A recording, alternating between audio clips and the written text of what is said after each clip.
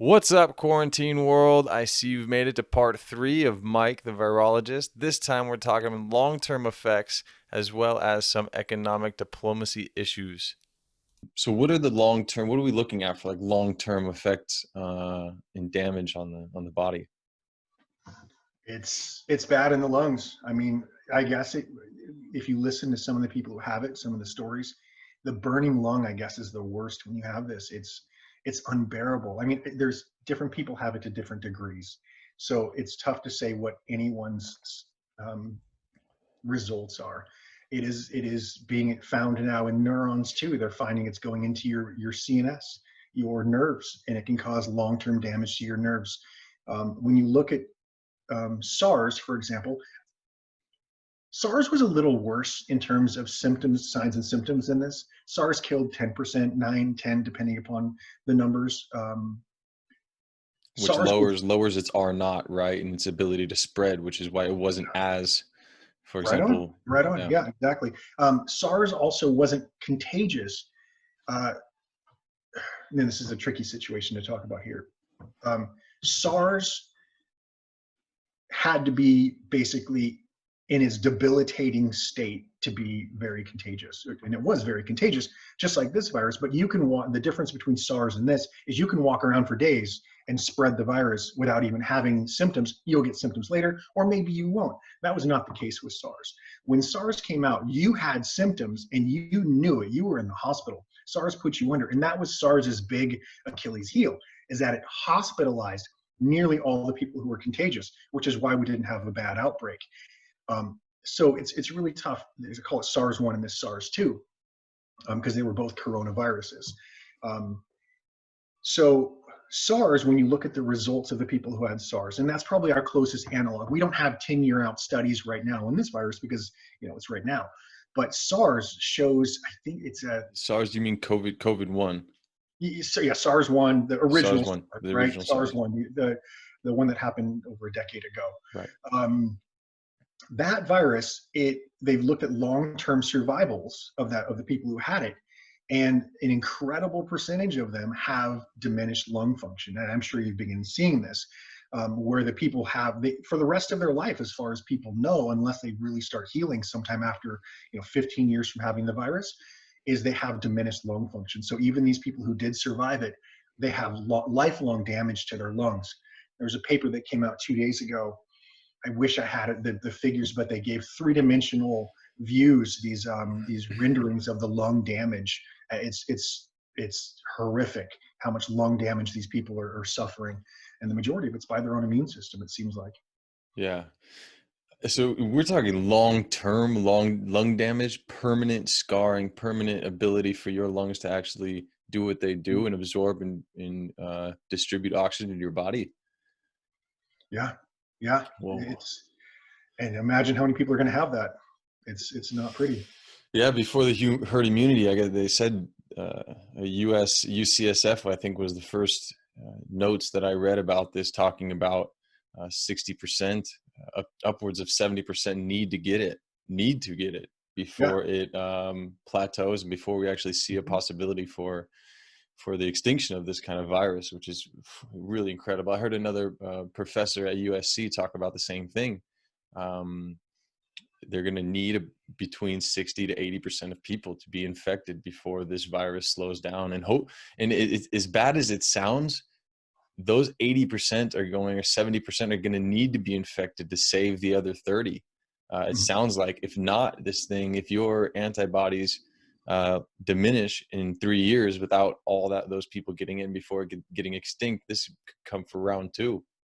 Yeah. And by then, if our lungs are in bad shape, who knows what's going to happen? This might increase. So as I was saying, there's our goal. The goal right now is to slow the rate down, right? And we're just biding time. We're buying time. I don't know what expression that is. We're buying time, right?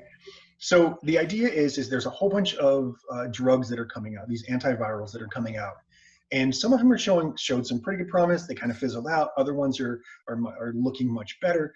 But so the idea is we're just trying to keep the infection low enough that we don't kill a whole bunch of people by overloading the emergency rooms until an effective antiviral comes out, until we understand how the virus does what it does more. And lastly until we get a vaccine. Even if a vaccine is 2 to 3 years, if Right. enough people get that vaccine, you can wipe this virus out off the face of the earth. It might go back to its host, but then it has to make that jump all over again, which is very inefficient. Um, So I heard a really crazy. I can't even remember. I think it was a podcast I was listening to. They were talking. It was a immunologist doctor.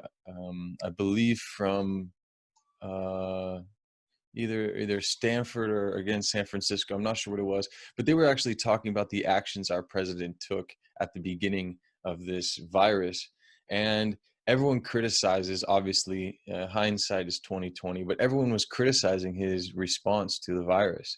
And what I understood and what I took away from this talk was there needs to be, when you have an outbreak like this, a global outbreak, there needs to be some form of infection before you can actually start the quarantine of the virus. There needs to be some form of infection. And they were saying the hospitals need to reach around 50% of the hospital occupancy before you start, or before you're able to do a complete quarantine and shut everyone from going out to do anything. And this was because they need the people who are, you can't quarantine immediately and stop all flights coming in, everything coming in, because the problem is this kind of virus will last a year and a half, 2 years in the population. You can't just shut your country off from the world for 2 years.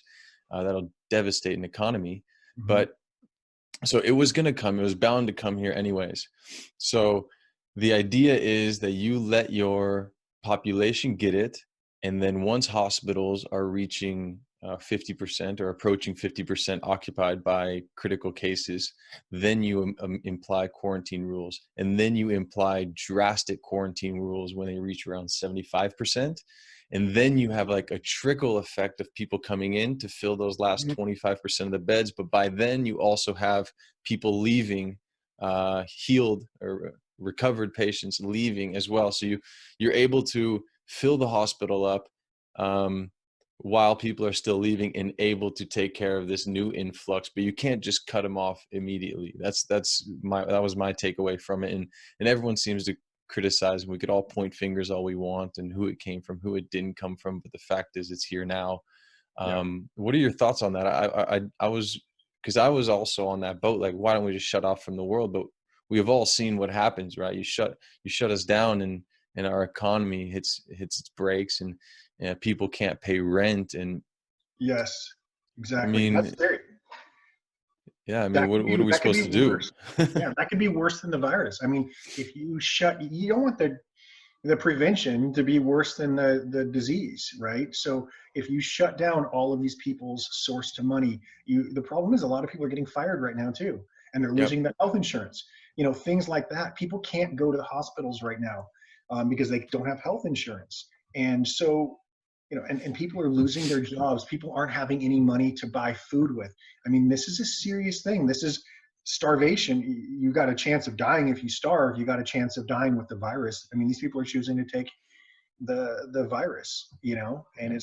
it's a, you can't, yeah, it's a really difficult. I think this may be one of the most difficult problems a president has had to deal with in the last 100 years. Yeah. This Since is the serious. since the Yeah, H1, or since the Spanish flu, or whatever that outbreak was. since the Civil War, since any of, I mean, this is a really Wow. difficult conundrum, like with no easy answer. I see you've made it this far. Go ahead, subscribe, follow, tweet.